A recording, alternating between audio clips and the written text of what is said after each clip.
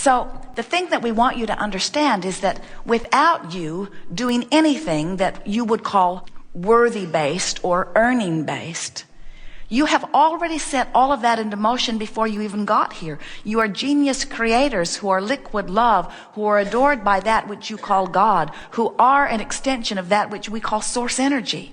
And when you decide that you want something, even if you don't put words to it, your decision is good enough. And that is why all species evolve as they do. Don't you think it's a wonderful thing when you think about it, that everyone having experience is in the place of knowing best what's best for them? Jerry and Esther were sitting in a Subway sandwich shop one day, and Esther was reading the wallpaper on the wall. And there was a story about the subway, or the system of transportation in New York City when it was established. And there was a period of time when the system was not working, and the mayor of the city decided that it would be better, rather than trying to orchestrate the plan, they would let the people figure their best way of getting there. And we say it is always best to let those who are out there having the personal experience decide their best way of accommodating themselves. When you accommodate yourself, you know all of the ins and outs of what is important to you. When you ask someone else to take care of you, someone who can't possibly focus with the clarity that you can focus, then sometimes things are missed. And it is that exact premise that we are talking about that causes the evolution of your species and every other species to evolve in the magnificent way that it does. All of this leading edge point of consciousness, having experience and having preference, being born, and even if words are not spoken, as in the case of the one-celled amoeba in the ocean, no words are spoken, but vibrational utterance certainly is offered, and source agrees, and the evolution of that species therefore incurs. The difference between the one-celled amoeba in the ocean and the human genius is that when the one-celled amoeba in the ocean offers a preference and source agrees, that one-celled amoeba offers no resistance whatsoever to its own conclusion of what would be better. And so its desire is satisfied immediately. Where humans, bless your hearts, often experience a contrasting experience, launch endless rockets of desire, which source agrees with, circumstances and events are immediately lined up in order to bring you anything and everything that you want.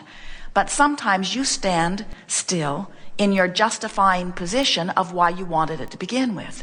Rather than going with the flow of the new idea, you tend to stay looking at the contrasting experience which made you give birth to the new idea, and you continue to talk about where you are in order to sort of explain why you are worthy, or why you really need the universe to accommodate you more efficiently. We think you got that because for a rather long period of time, you saw your parents as the vortex through which all of your well-being flowed.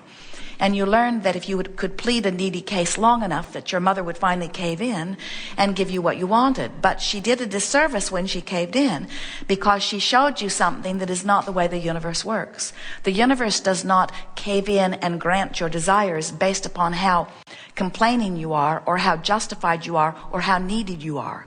The universe grants your wishes based upon how vibrationally compliant you are, how much in vibrational alignment you are.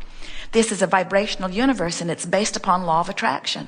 And law of attraction says that which is likened to itself is drawn. Set your radio dial on 6:30 a.m. and you will receive the broadcast on 6:30 a.m. You cannot receive what's being broadcast on 98.7 FM. They are different frequencies. So when you have launched a rocket that says plenty of more money, and you're beating the drum that says not enough money, your vibrational frequencies are in serious discord, and you are not in the position of receiving what you're asking for.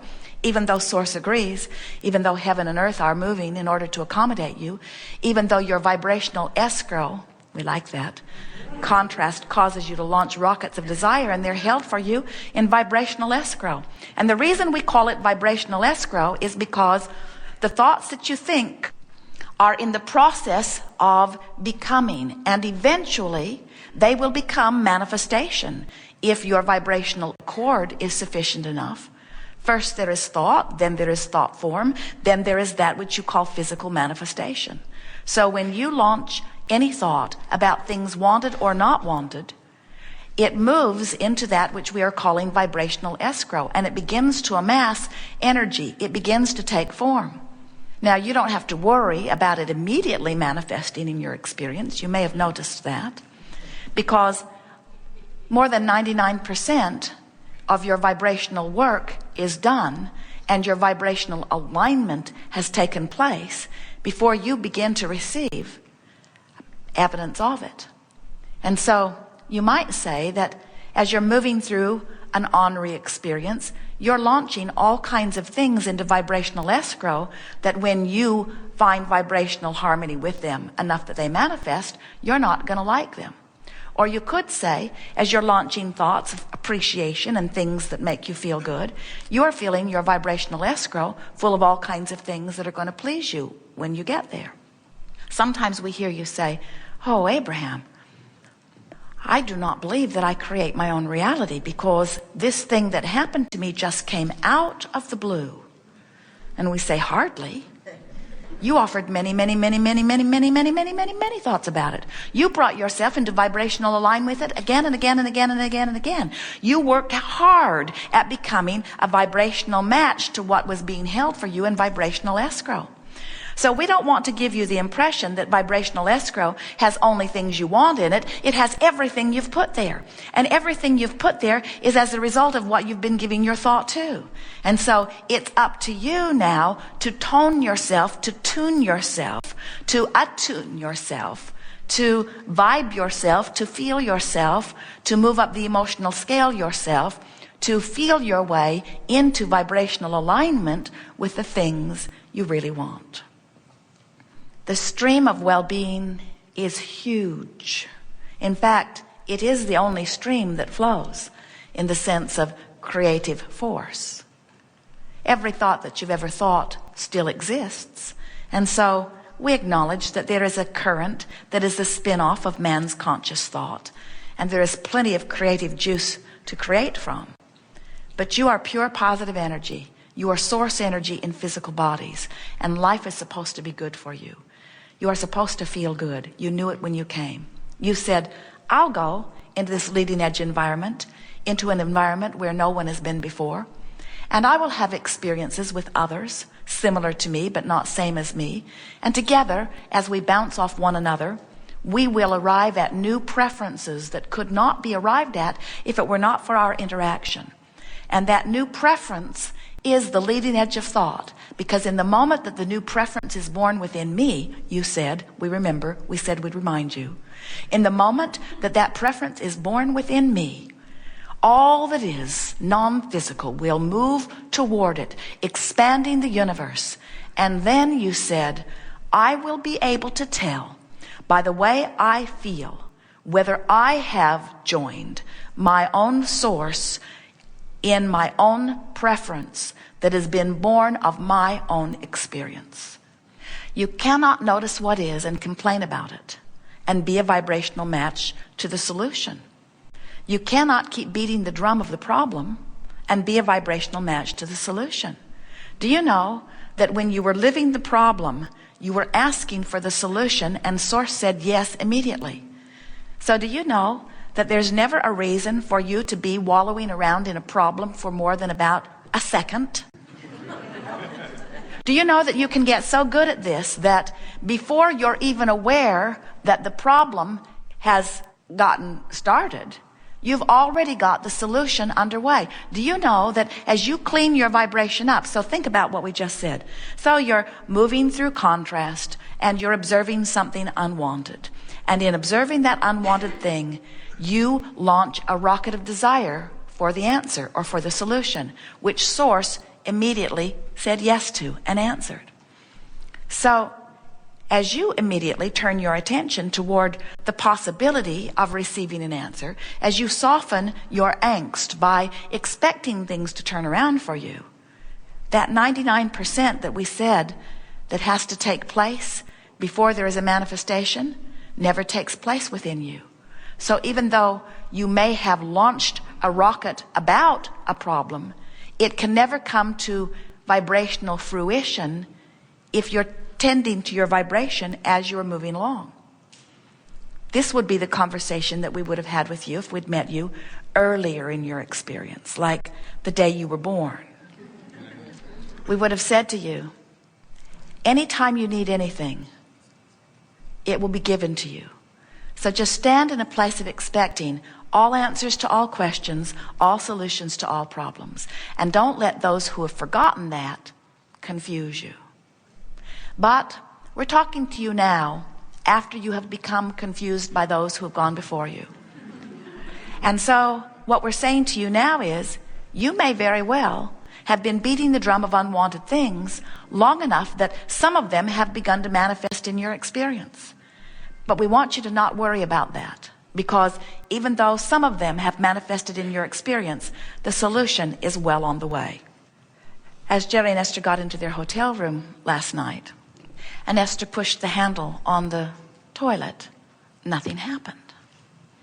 And so, having had that experience before, she knew exactly what to do. She took the lid off the tank and looked in, only to discover that the chain that was hooked to the lever had come off.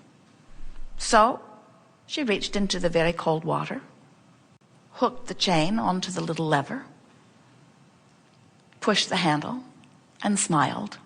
I'm a genius, she thought.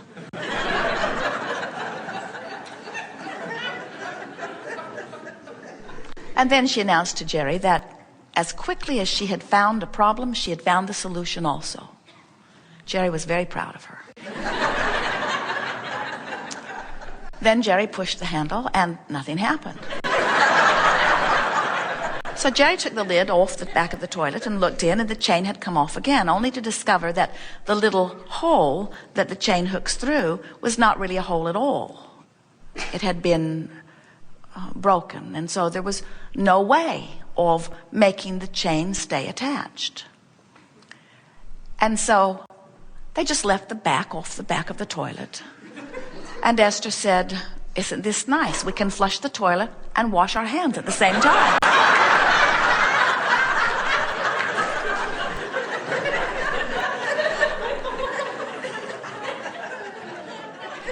In every action that you're taking, there is a concurrent emotional journey that you're taking at the same time.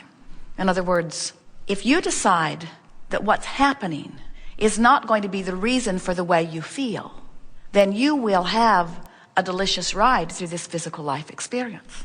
But if you are needing the conditions to all be fixed so that you can have a better feeling response to the condition, now you're going to have a rough ride, because there are not enough people preceding you who can get enough things fixed that can control enough conditions to just the way you like them.